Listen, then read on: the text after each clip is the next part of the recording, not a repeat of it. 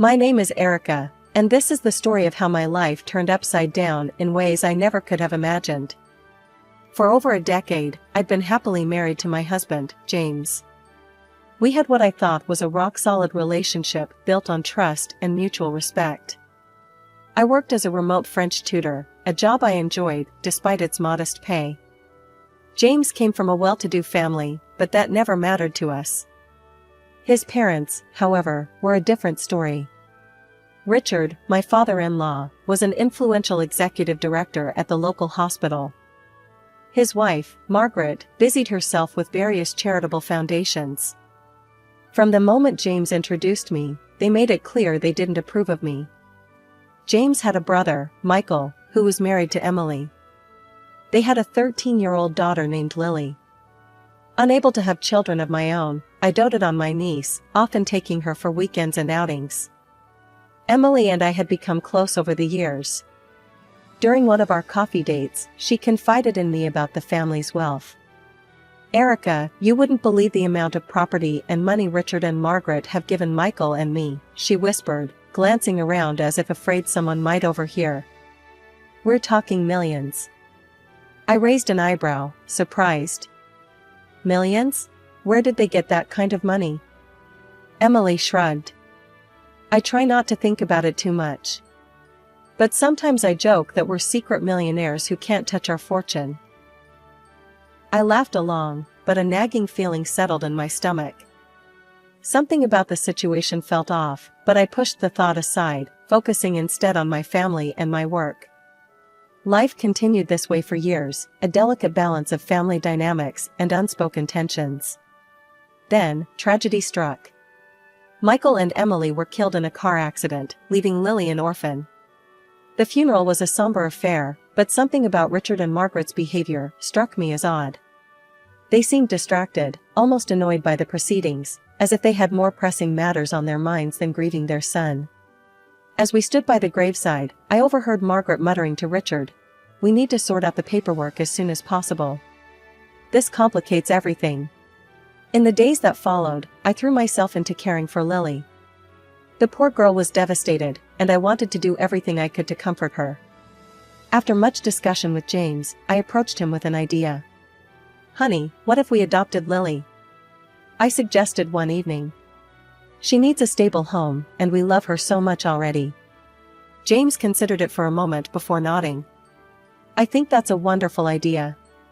Let's talk to my parents about it." The next day, James and I visited his parents' sprawling mansion to discuss our proposal to adopt Lily.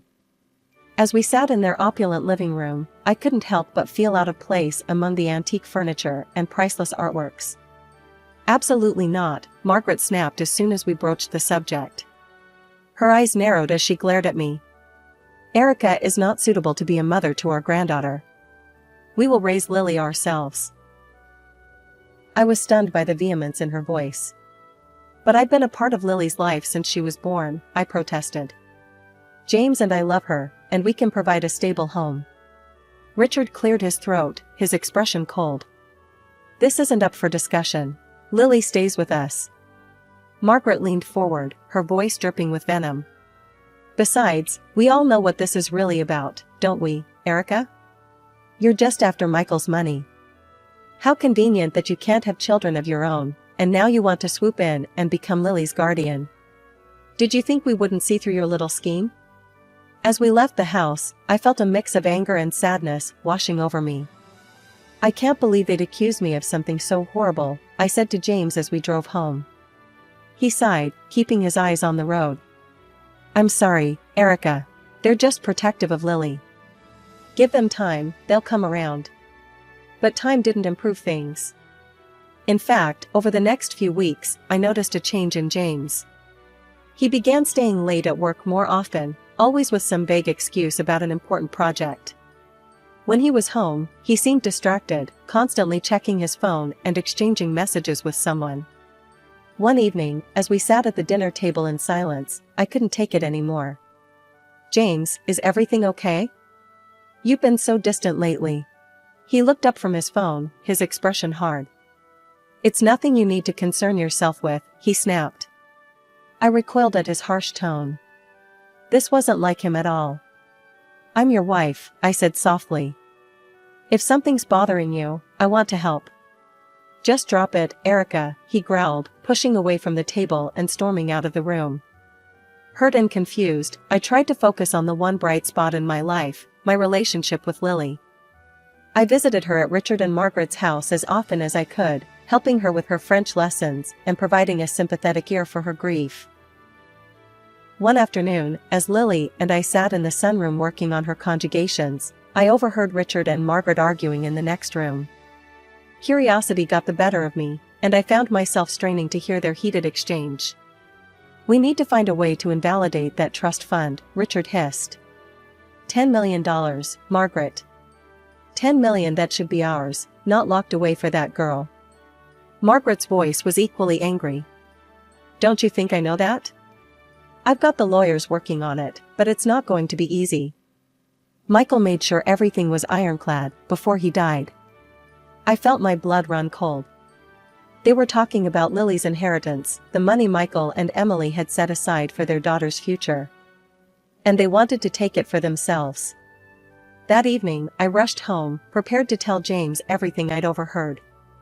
But as soon as I walked through the door, I knew something was terribly wrong. James was sitting in the living room, a stack of papers on the coffee table in front of him. "We need to talk, Erica," he said, his voice devoid of emotion. I approached James cautiously, the urgency of what I'd overheard momentarily forgotten. "James, what's going on?" He didn't meet my eyes as he pushed the stack of papers towards me. "I want a divorce, Erica." The words hit me like a physical blow. I stumbled back, gripping the edge of the sofa for support. "What? Why? James, I don't understand." James finally looked up at me, his eyes cold and unfamiliar. "I've met someone else. She's beautiful, intelligent, and from a good family. Everything you're not." Before I could respond, he pulled out his phone and showed me a picture. A stunning brunette smiled back at me, her arm draped possessively over James's shoulder. They looked happy, intimate. "This is Amanda," James said. "We've been seeing each other for a while now. I need you to sign these and leave. Tonight." Tears blurred my vision as I mechanically signed where he indicated. I felt hollow, as if someone had scooped out my insides and left me an empty shell. "What about the house? Our stuff?" I asked, my voice barely above a whisper. James waved dismissively. "We'll sort out the division of property later. I don't have time for that now. Just pack what you need for a few days and leave the rest." I nodded numbly and headed to our bedroom, no, his bedroom now, to pack a bag. As I threw clothes haphazardly into a suitcase, I heard the front door open. "James? Are you home, darling? Did you get rid of her?" It was Margaret's voice, sickly sweet in a way I'd never heard before. "Yes, Mom," James replied. "Erica's packing now. She'll be gone within the hour." Margaret clapped her hands together. "Excellent. You must bring Amanda to dinner tomorrow. Your father and I are dying to meet her properly." I retreated to the bedroom, feeling sick. How could they be so callous? So cruel? I finished packing in a daze, my mind reeling from everything that had happened. When I came downstairs with my suitcase, Margaret was still there. She didn't bother to hide her triumphant smile. "Erica, dear," she said, her voice dripping with false sympathy. "I'm so sorry things didn't work out between you and James. Besides, don't bother coming around to see Lily anymore. It's best if you make a clean break." With those final, cutting words ringing in my ears, I stepped out into the night. The door closed behind me with a finality that seemed to echo the end of my married life. I found myself at a nearby hotel, checking in for the night in a fog of disbelief and pain. As I lay in the impersonal hotel bed, staring at the ceiling, I tried to make sense of how my life had fallen apart so quickly. The next morning, operating on autopilot, I found a small apartment to rent. It was nothing like the home I'd shared with James, but it would do. I threw myself into my work, teaching French lessons online from morning till night, anything to keep my mind occupied. A week after moving into my new apartment, my phone rang. It was Lily. My heart leapt at the sound of her voice. "Aunt Erica," she said hesitantly. "Are you okay? Grandma said you and Uncle James split up." I swallowed hard, trying to keep my voice steady. "I'm okay, sweetheart. These things happen sometimes. How are you doing?" As we chatted, Lily hesitantly told me about James bringing his new girlfriend to dinner. "She's pretty," Lily said. "But she's not as nice as you. I don't like her." I didn't know how to respond to that, so I changed the subject, asking about her school and her friends. But as we talked, I couldn't shake the feeling that something wasn't right. Lily seemed nervous, on edge. Over the next few weeks, I tried to establish a new normal. One evening, as I was grading papers, my phone buzzed with a message from Lily. "Aunt Erica, I'm scared. Can we talk?" Alarmed, I immediately called her back. When she answered, her voice was barely above a whisper. "Aunt Erica, weird things are happening here." "What do you mean, sweetie?" I asked, concern flooding through me. Lily hesitated before continuing. "There are always these strange people coming to the house. They argue with Grandpa and Grandma a lot. They talk about money and something called a trust fund. It sounds like Grandpa and Grandma owe them something." My blood ran cold as I remembered the conversation I'd overheard about Lily's inheritance. I tried to keep my voice calm. "Lily, honey, I want you to be very careful, okay? Don't let anyone know you're telling me this." "I won't," she promised. I'd been recording some of their conversations on my phone. And I kind of got into Grandpa's computer and copied some files. I was shocked by her resourcefulness. "Lily, that's very clever, but also very dangerous. You need to be careful." The next day, I received an email from Lily. It contained audio files, photos, and documents she'd managed to gather. With shaking hands, I began to go through the material. What I discovered left me reeling. The audio recordings captured heated arguments between Richard and various individuals, all demanding repayment of large sums of money.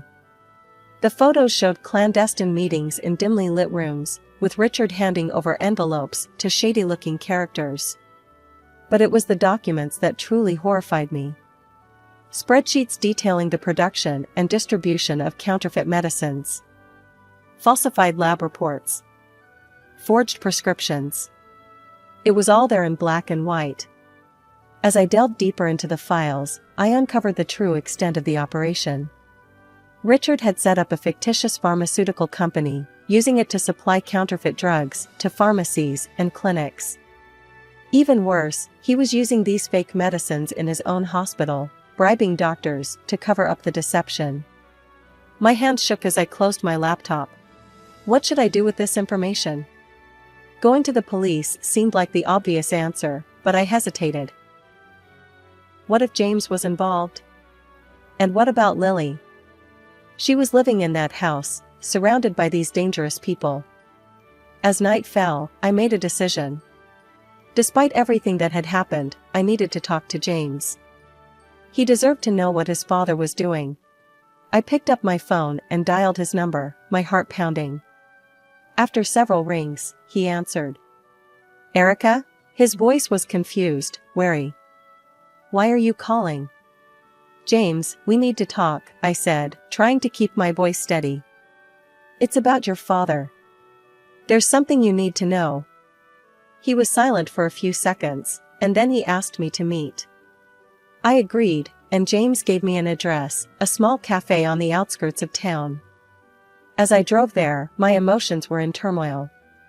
The cafe was nearly empty when I arrived. James was sitting in a corner booth, looking haggard and older than I remembered. As I slid into the seat across from him, I noticed dark circles under his eyes and a tension in his shoulders that I'd never seen before. "Erica," he began, his voice low, "I've been working with the police for months. We're building a case against my father and his entire operation." I stared at him, stunned. "What? But, the divorce? Amanda?" James ran a hand through his hair. It was all part of the cover. I needed to distance myself from you, to keep you safe. Amanda is an undercover officer. We needed a way to get her into the family circle without suspicion. My head was spinning. So, our marriage, it wasn't real? No, Erica, James said, reaching across the table to take my hand. Our marriage was the only real thing in all of this. I love you. I've always loved you. Pushing you away was the hardest thing I've ever had to do. Tears welled up in my eyes as relief and anger warred within me. Why didn't you tell me? I could have helped. I couldn't risk it, James said, his voice pained. My father's network is vast. If there was even a hint that you knew something, you'd be in danger. I couldn't bear the thought of anything happening to you. As James continued to explain, I learned the full extent of the investigation. It wasn't just Richard involved, there were corrupt doctors, pharmacists, and even government officials implicated. The case was massive, with potential ramifications that reached far beyond our small town. But what about Lily? I asked, suddenly remembering my niece's fear. She's living in that house, James. She's scared. James's face darkened. I know. We're working on a way to get her out safely. But it's complicated. We talked late into the night. When we finally parted ways, James pulled me into a tight embrace. I'm so sorry for everything I put you through, he whispered. When this is all over, I promise I'll make it up to you. I clung to him, savoring the feeling of being in his arms again. But as I drove home, a nagging worry settled in my stomach. Despite James's assurances, I couldn't shake the feeling that Lily was in immediate danger. The next morning, I was jolted awake by the shrill ring of my phone. Lily's name flashed on the screen, and my heart raced as I answered. Aunt Erica. Lily's voice was a panicked whisper. They're packing. They keep saying they need to get out before it's too late. I sat bolt upright, fully alert now. Lily, listen to me carefully. Are you safe right now? Can they hear you? I'm hiding in my closet, she replied. But I don't know how long before they. Suddenly, there was a commotion on the other end of the line. I heard Lily gasp, followed by the muffled sound of a struggle. Lily? Lily! I shouted into the phone, but the line went dead. Panic surged through me. Without thinking, I threw on some clothes and rushed out of my apartment. I knew I should call James or the police, but there was no time. When I arrived at the house, I saw frantic activity through the windows. Shadows moved back and forth, and I could hear raised voices inside. Taking a deep breath, I approached the front door and rang the bell. For a moment, everything went quiet. Then, the door swung open, revealing Richard's surprised face. Erica, what are you doing here? He asked, his voice strained. I plastered on a fake smile. I left some of my things here when I moved out. I was hoping I could collect them.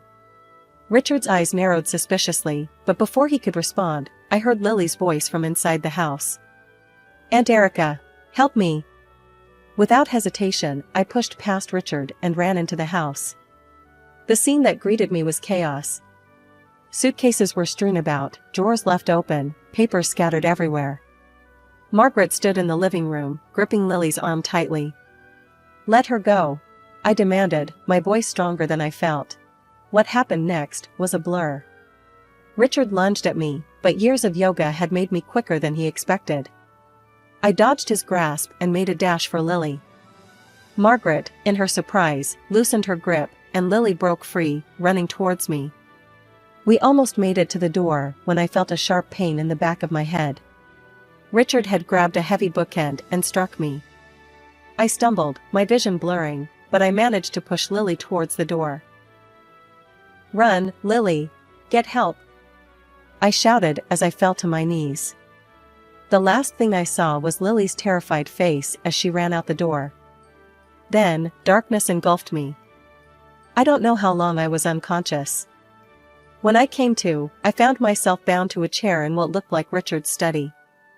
My head throbbed, and I could feel something warm trickling down my neck, blood.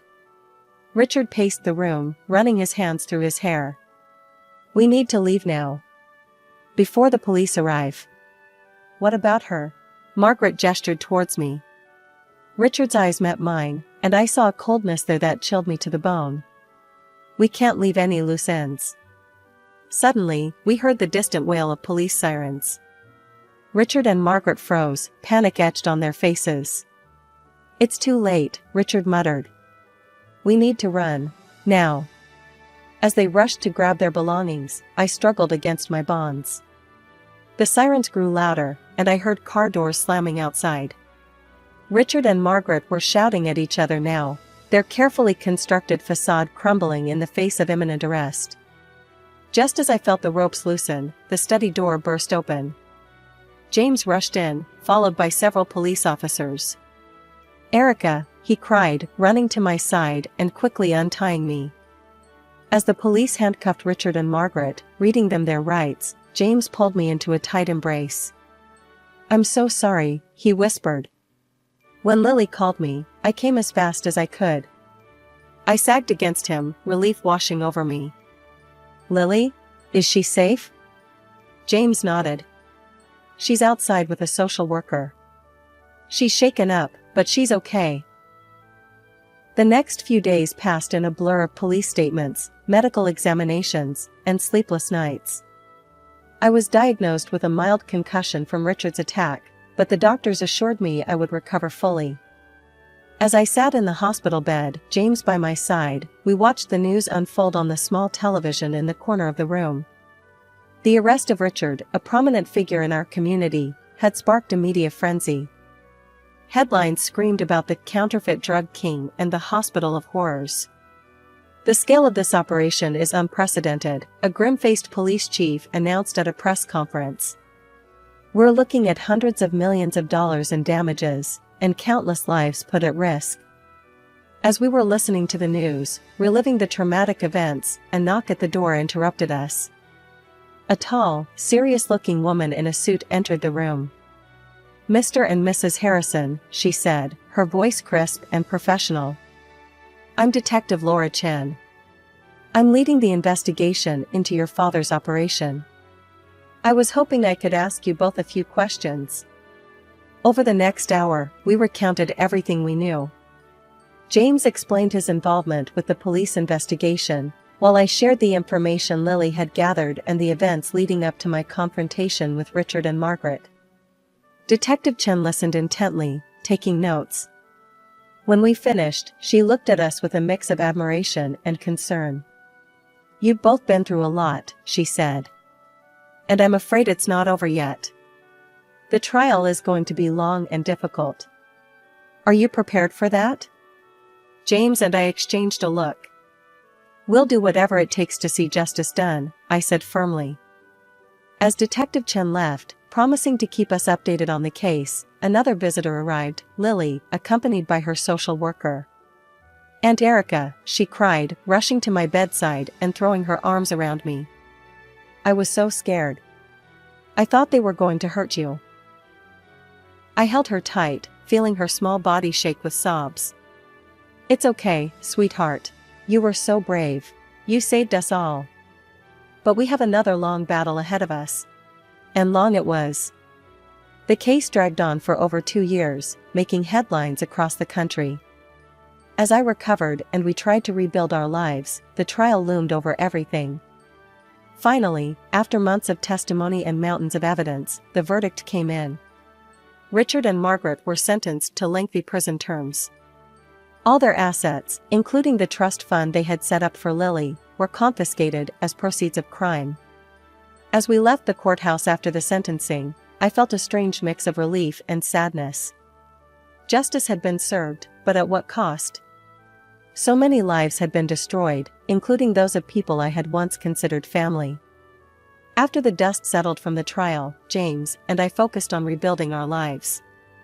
The most important part of that was Lily. We'd grown so close during the ordeal, and now it was time to make it official. The adoption process was a whirlwind of paperwork and interviews, but finally, we stood before a judge who declared us Lily's legal guardians. As we left the courthouse, Lily between us holding both our hands, I felt a surge of emotion. "We did it," I whispered to James, tears in my eyes. He squeezed my hand. "We're a real family now." With guardianship came the responsibility of managing Lily's inheritance from her parents. It was a daunting task, but we were determined to do right by her. "What do you think about renting out the house?" James suggested one evening as we pored over financial documents. I nodded. "Good idea. We can put the rent money into a savings account for her college fund." We threw ourselves into the task, finding reliable tenants and setting up a separate account for Lily's future. It felt good to be planning for her future, to be giving her the stability she deserved after everything she'd been through. As we settled into our new normal, James approached me one night with a nervous energy about him. "Erica," he began, taking my hands in his. "These past few years, they've been hell. But they've also shown me how strong we are together. I was wondering, would you marry me again?" I laughed, tears springing to my eyes. "Are you kidding? Of course I will." We decided on a small ceremony, just close friends and family. The day arrived, bright and clear. As I slipped on my bright blue dress, a color of hope and new beginnings, I felt a sense of excitement I hadn't experienced in years. Lily knocked on the door, already in her bridesmaid dress. "Aunt Erica? You look like a princess." I twirled for her, feeling light and happy. "And you look absolutely beautiful. Are you ready to go?" She nodded eagerly, taking my hand. As we walked down the aisle together, I saw James waiting for me, his eyes shining with love. It felt like our first wedding all over again, but better, because now we knew what we could overcome together. The ceremony was simple, but beautiful. As we exchanged vows, I looked out at our small gathering of loved ones, at Lily beaming beside us, and I knew that this was exactly where I was meant to be. At the reception, James pulled me close for our first dance. "How does it feel to be Mrs. Harrison again?" he murmured in my ear. I grinned up at him. "Even better than the first time." Later, as I watched Lily twirling on the dance floor with her friends, I felt a deep sense of contentment. Our path hadn't been easy, but we'd made it through. We were stronger for it. The next week, I was back at work, tutoring my French students online. Life had returned to a kind of normal, but it was a new normal, one filled with love, laughter, and the joy of our little family.